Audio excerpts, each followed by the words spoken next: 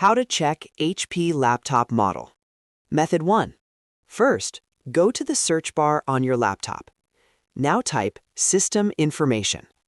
Click on the System Information app when it appears.